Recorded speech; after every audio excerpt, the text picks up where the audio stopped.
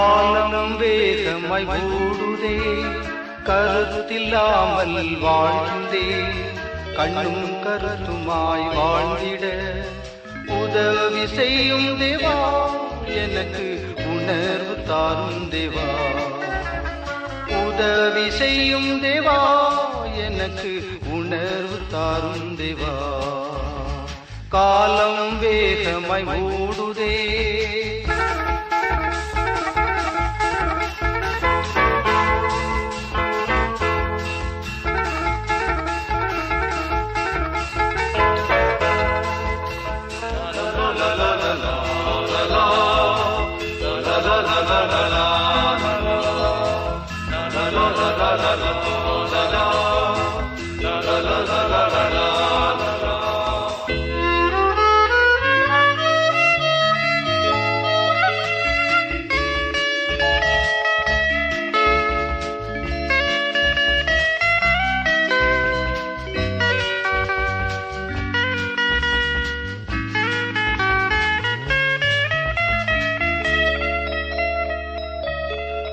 உள்ளத்தில் மாற்றம் தேவை, எனக்கு வெளிவேஷம் என்றும் வேண்டாம்.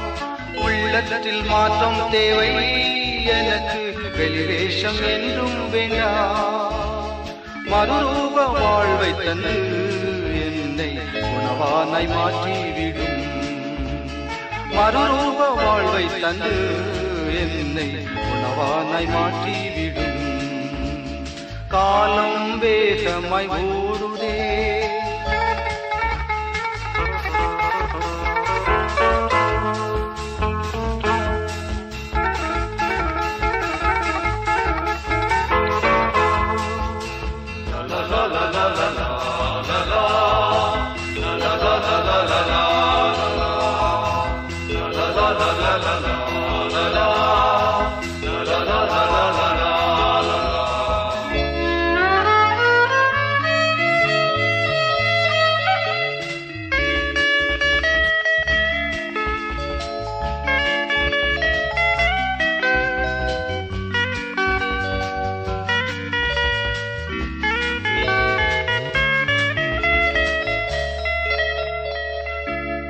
கல்வாரி காட்சி கண்டேன், அந்த காயங்கள் என்னால் என்றே.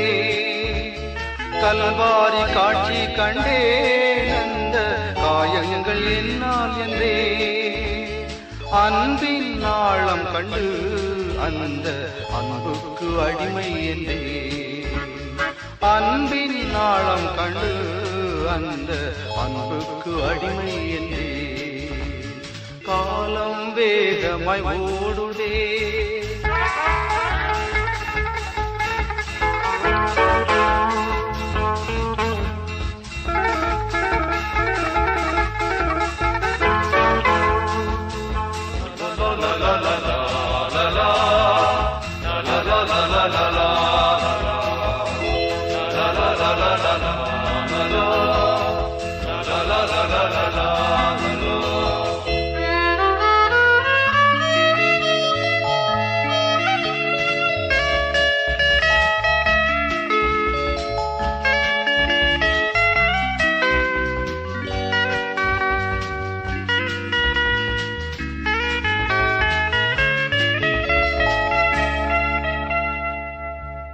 கண்ணீருடன் ஜெபிக்க எனக்கு ஜெபத்தின் ஆவி தாரும். கண்ணீருடன் ஜெபிக்க எனக்கு ஜெபத்தின் ஆவி தாரும். கிருபையின் காலம் இப்போதும் இயேசுவே அருள் கூர்ந்து எம்மை எழுப்பும். கிருபையின் காலம் இப்போதும் இயேசுவே அருள் கூர்ந்து எம்மை எழுப்பும். காலம் வேகமாய் ஓடுதே, கருத்தில்லாமல் வாழ்கின்றே, கண்ணும் கருத்துமாய் வாழ்ந்திட உதவி செய்யும் தேவா, எனக்கு உணர்வு தாரும் தேவா. உதவி செய்யும் தேவா, எனக்கு உணர்வு தாரும் தேவா. காலம் வேகமாய் ஓடுதே. நற்செய்தி பணி சிந்தனைகளை சிந்தித்துக் கொண்டிருக்கிறோம். ஆதியாகமத்தின் புத்தகத்தில் ஆண்டுடைய அருள்பணி என்கிற உள் தலைப்பில் சுவிசேஷ பணிக்கான அத்தியாவசிய போதனைகளை திருமுறை சொல்லும் விதமாக அடிக்கோடிட்டு நாம் பகிர்ந்து கொண்டிருக்கிறோம். இந்த கிருபைக்காக ஆண்டவருக்கு நன்றி செலுத்துகிறேன். கடவுளின் மீட்புக்கு ஆதியாகமத்தின் புத்தகத்தில் 50ஆம் அதிகாரத்தில் ஒரு இளைஞன் இப்போது ஏறத்தாழ 110 வயதுள்ளவனாய் மரிக்கிறார். அவனுக்கு சுகந்த வர்க்கமிட்டு எகிப்து தேசத்தில் அவனை ஒரு பெட்டியில வைக்கிறார். இந்த இளைஞனை ஒரு சுட்டிக்காரனை போல 11 பேராக உடன் பிறந்தவர்கள், அப்பாவுடைய செல்ல மகன், எல்லாருடைய தயவையும் அந்த சின்ன வயதிலேயே பெற்றிருந்தான். கனவு காண்பது அவனுக்கு ஒரு லைஃப். காலம் அவனுக்கு முதிர்ச்சியை தந்தது, ஞானம் தந்தது, பொறுமை தந்தது, அடக்கம் தந்தது. அல்லாவிட்டா அவனுடைய வயதில் கனா காண்கிற இளைஞனாக இருந்ததுனால அந்த கனவிலே ஒன்று சகோதரர்களுக்கு விரோதமாக இருந்ததை பொறுத்து கொள்ளாம அவனை எகிப்திற்கு அடிமையாக விற்று போக வேண்டிய நிலை வந்தது. குழியில அவனை தள்ளி அவன் செத்து போனான் என்று அவனுடைய தகப்பனுக்கு சொல்லி இப்போது அடிமையாக வாழ்ந்து கொண்டிருக்கிற பின்னணி. யோசேப்பு என்கிற இந்த இளைஞனுக்கு அவனுடைய விதத்தை, அவனுடைய வாழ்வை, எகிப்தில் அவன் செய்த மிகப்பெரிய சகாப்தத்தை இந்த எபிரேய இளைஞனாய் ஆண்டவரின் திருத்திட்டத்தை, அன்றைக்கு இருந்த வெகு வலுவான உலக நாடுகளில் எகிப்து தேசம் மிக முக்கியமான தேசம். அந்த தேசத்தின் மிக முக்கியமான அதிகாரியாக அரசனுக்கு அடுத்த எல்லையில நின்று கடவுளின் திட்டத்தை இந்த பூமிக்கு நிறைவேற்றி இஸ்ரவேல் இனத்தையும் எகிப்து தேசத்தையும் எகிப்தை சுற்றி இருக்கிற உலகமெங்கும் இருக்கிற தேசங்களுக்கும் அவர் பஞ்ச காலங்களில் பசியாற்றினார், தானியம் தந்தார், நீதி செய்தார். யதார்த்தமாய் ஆண்டவரின் திரு திட்டத்தை இந்த பூமியில நிறைவேற்றினார் என்று அவரை பாராட்டுவார். அந்த இளைஞனாய் கடவுளின் மீட்பின் திட்டத்திற்கு பழைய ஏற்பாட்டின் அழகான மாதிரியாய் யோசேப்பு இங்கு வர்ணனை செய்யப்படுகிறார். ஓர் இரவில் தலைவர்கள் தோன்றுவதில்லை. யோசேப்பு கடவுளின் திட்டத்தை அப்படி உருவாக்கவில்லை. கடினமான அனுபவங்கள், ஆழமான உணர்வுகள், காயங்கள், வஞ்சகங்கள், சொந்தங்களின் ஏமாற்றமான நிலை, திறன், கட்டுப்பாடு, தூய்மை, தரிசனம், ஒன்றிலிருந்து அடுத்ததற்கு இயங்குகின்ற ஒரு பொறுப்பாற்றல், கடவுளின் தருணத்திற்காக காத்திருக்கிற ஒரு மாபெரும் கிருபை என இவருக்கு ஆண்டவர் அத்தனை கிருபைகளை தந்திருந்தார். ஆண்டவரின் அருள் திட்டத்தில் ஆண்டின் துவக்கத்திலே இருக்கிற நாம், நீங்கள் ஏதோ ஒரு புள்ளியில் ஆண்டவரை அவருடைய திருத்திட்டத்திற்காக துவங்கி சேவித்து சபையில ஊழியங்களில் பங்கெடுத்து ஆண்டவரின் திருசுத்தமாக இணங்கி இயந்து கடந்து தவழ்ந்து சில நேரங்களில் நாம் வளர வேண்டும் என்று வேதவசனம் கூறுகிறது. புதாண்டில் அதை விட ஒரு அழகான ஒரு தரிசனம், ஒரு ஆசை, ஒரு விருப்பம் வேற ஒன்று இருக்க முடியாது. புது ஆண்டில் ஆண்டவரில் வளர்வதற்கு ஆண்டவர் கிருபை தருவாராக. யோசேப்பு சிறுவனாய் திறன் கனா காண்கிற அழகான ஒரு வாலிபனாய் காட்சி தருகிறார். இவைகளுக்கு மத்தியில அவர் பட்ட பாடுகள் இல்லை. தன்னுடைய சொந்த குடும்பத்தில், தன்னுடைய சொந்த சகோதரர்களால் அவர் ஈனப்படுத்தும் விதங்களில் ஞானம் பெறுகிறார். கடவுள் அவருக்கு கனவை ஆண்டவர் அருளும் ஞானத்தோடு விளக்கும் கிருபையை தருகிறார். ராஜாவுக்கு வலக்கரமாக நிதானம் பெறுகிறார். அத்தனை அளவிற்கு அவருடைய வாழ்க்கை பயணம் விரைந்திருக்கிறது. அழகான ஒரு நெடிய பயணம். ஆனால் அப்படி செய்த அந்த வாழ்க்கையில் அவருக்கு ஆண்டவர் தந்த இரண்டாம் நிலை, வார்த்தையை ஆய்ந்து அறிந்து வளருவதில் கிருபை தந்தார். நீண்ட காலத்தில் அவருக்காக ஆண்டவர் வைத்திருந்த தேவ திட்டத்தை பார்த்தார். நீண்ட காலமாக அவர் வைத்திருந்த ஆண்டவருடைய திரு சித்தத்திற்கு அவரை ஒப்பு கொடுத்திருந்தார். அந்த மதிப்பீடுகளில் வாழ்ந்தார். அரண்மனையிலேயோ சிறைச்சாலையிலேயோ தங்களுடைய சொந்த சகோதரர்களுடைய கையாலாகாத நிலையிலேயோ குழியிலேயோ அடிமையாக விற்றப்பட்ட காலங்களிலேயோ காலங்களையும் வேளைகளையும் கர்த்தர் அருளுகிறார் என்று ஏற்றுக்கொண்டார். ஏற்று அவைகளில் ஞானம் அருள, கிருபை பெருக, நிதானம் கொள்ள ஆண்டவர் அவருக்கு கிருபை தந்தார். 4 படிநிலைகளை பற்றி இதை ஆய்வு செய்கின்ற கடவுளை பிள்ளைகள் சொல்வார்கள். ஆண்டவரில் நான் ஏன் வளர வேண்டும்? 1, ஏன் எனக்கு இது நடக்கிறது? எதற்கு இப்படி நடக்க வேண்டும்? எப்படி இது எனக்கு தகும் என்று எனக்குள்ளாக ஒரு எண்ணம் வருகிறது. அதன் முதல் நிலை தெரியாது. We live in ignorance. அறியாமையிலே தான் வாழ்ந்து கொண்டிருக்கிறோம். புரியாது, புதிராக இருக்கும், கனவாக இருக்கும், கள்ள சகோதரர்களாக இருப்பார்கள். அறியாத ஒரு நிலையில நான் திகைக்கிறேன். இதுதான் முதலாவது நிலை எனக்குள்ளாக. இரண்டாவது ஒரு நிலை, இந்த யோசேப்புடைய வாழ்வை நாம் எடுத்துக்கொள்வோம் என்றால், ஏன் எதற்கு என்று எனக்கு தெரியும், ஆனா எப்படி நடக்கிறது என்று எனக்கு தெரியாது. என் குழியில வைத்தாங்க, செத்துட்டேன்னு சொன்னாங்க, அடிமையாக வித்துட்டாங்க, இதெல்லாம் எனக்கு தெரியும். ஆனா இது எதற்கு நடக்கிறது என்று எனக்கு தெரியும்.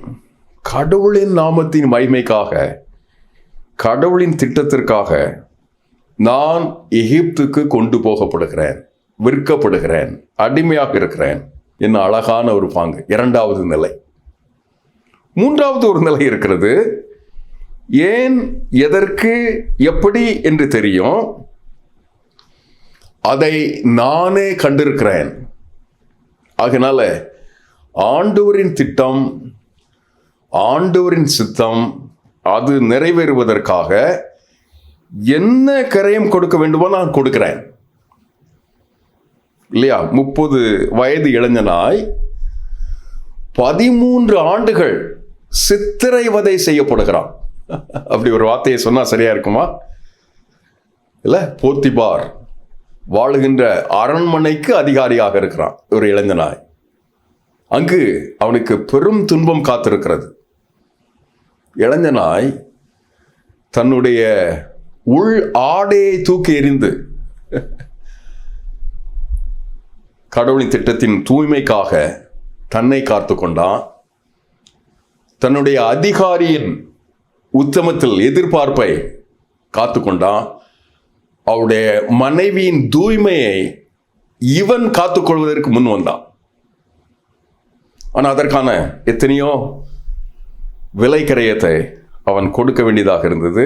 சளைக்காதபடி ஆண்டவரின் திருத்திட்டத்தில், இந்த ஆண்டின் துவக்கத்தில், ஆண்டவர் நமக்கு தந்திருக்கிற ஊழியத்தில் சின்ன யதார்த்தமான எளிய தலைமை பொறுப்பில், சின்ன சின்ன பொறுப்புகளில் ஈடுபடுவதற்காக கர்த்தர் நம்மை அழைப்பாராக.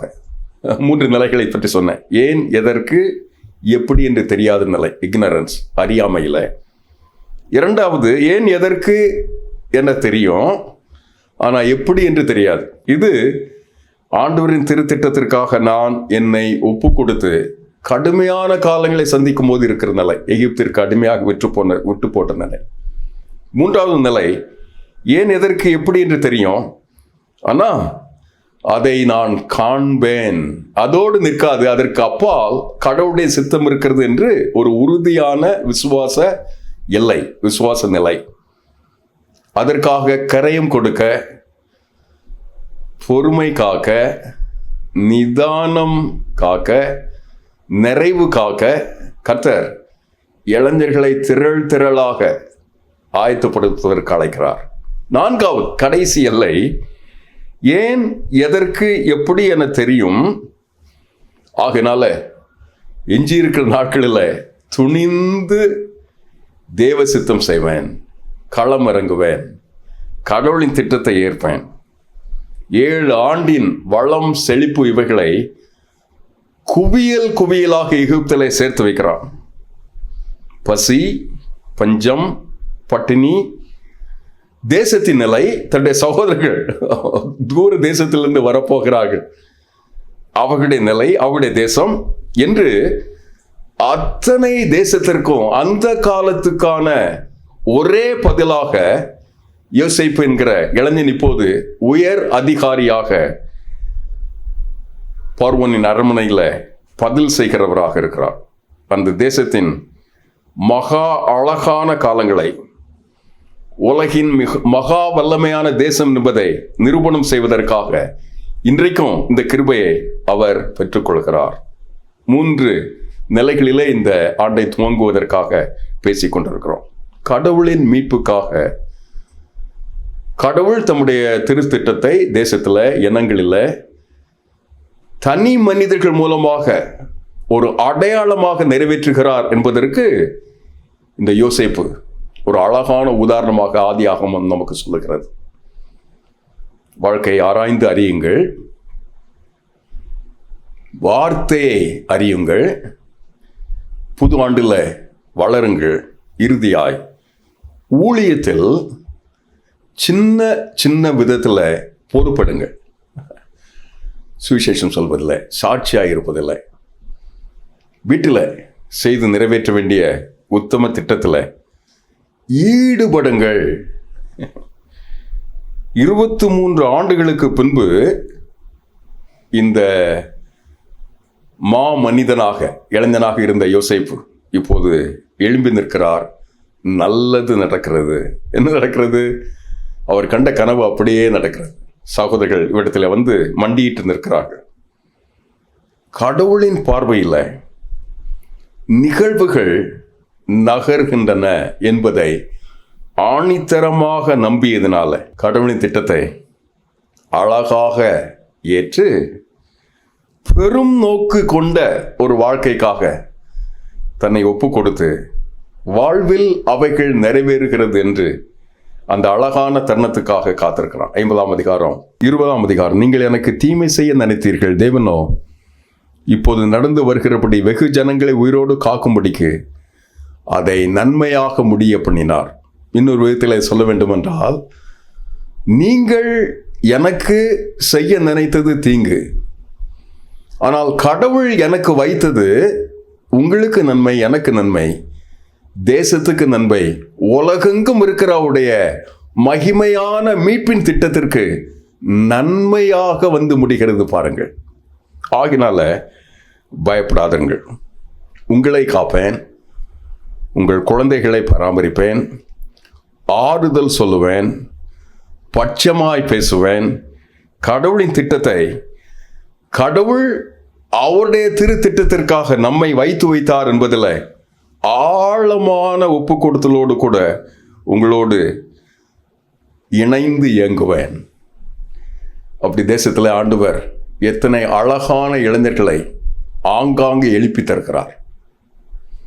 நான் இவைகளை சொல்லிக் கொண்டிருக்கும் போது சில அரசியல் ரீதியாய், சமுதாய ரீதியாய், விஞ்ஞான ரீதியாய், அழகான கல்வி எல்லைகளில் ஆண்டவர் எழுப்பி தந்த இளம் இளைஞர்கள் வலுவான தலைவர்களாய் தேசத்தின் எல்லைகளில், உலக அரங்கில் ஆண்டவரால் பயன்படுத்தப்படுவது ஆச்சரியமாக இருக்கிறது.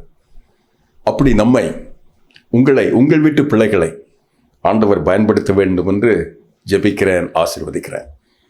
யோசேப்பு 110 வயதுள்ளவனாய் மரித்தார். அவனுக்கு சுகந்த வர்க்கமிட்டு எகிப்து தேசத்தில் அவனை ஒரு பெட்டியில வைத்தார். அத்தனை மகத்தான மனிதனாய், உலக தலைவராய், அந்த தலைமுறைக்கு ஒரு தங்க தலைவராய் ஆண்டவர் அவளை எழுப்பினார். அப்படி ஆண்டவர் நம்ம எழுப்பட்டுமா?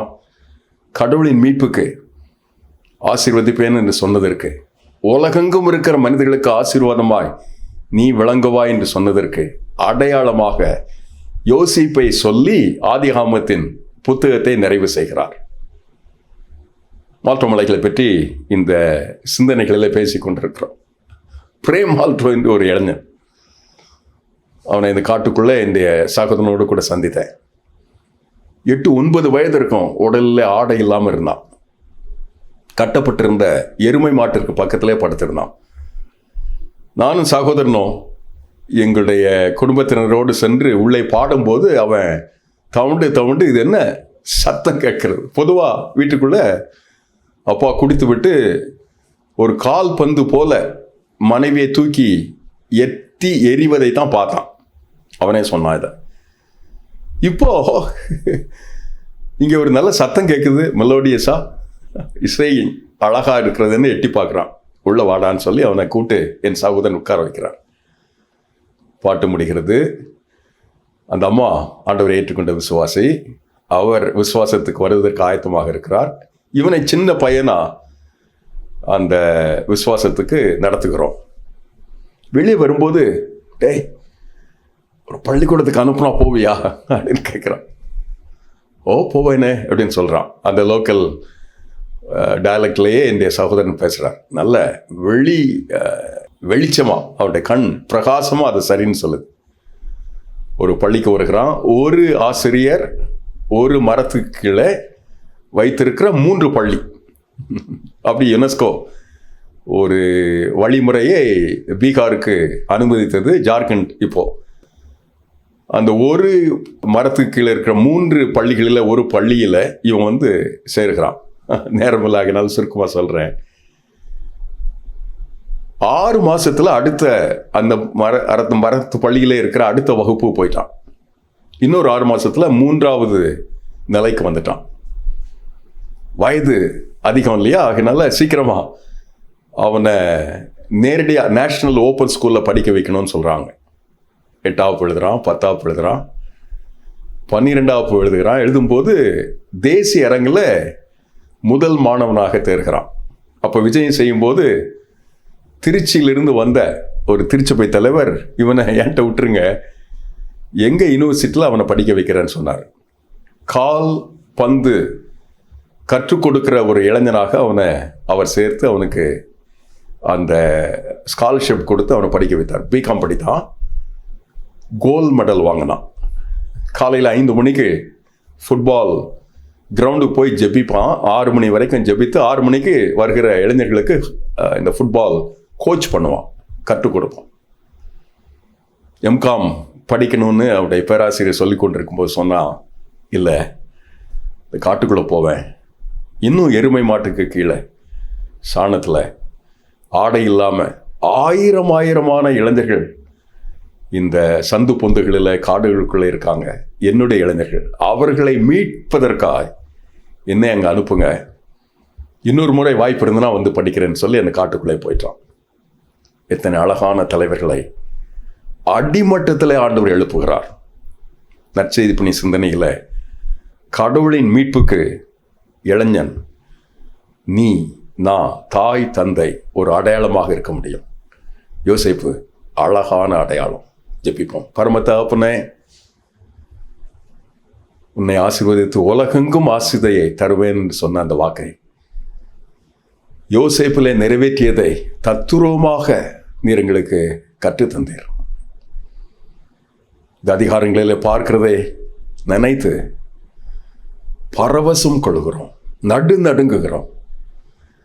நீர் யாரையேன்னு நினைத்து ஆசீர்வதிக்கணும்னு நினைச்சா யாரும் தடுக்க முடியாத அந்த ஆசையை எங்களுக்கு தாரும், எங்கள் பிள்ளைகளுக்கு தாரும், பிள்ளைகளின் பிள்ளைகளுக்கு தாரும்.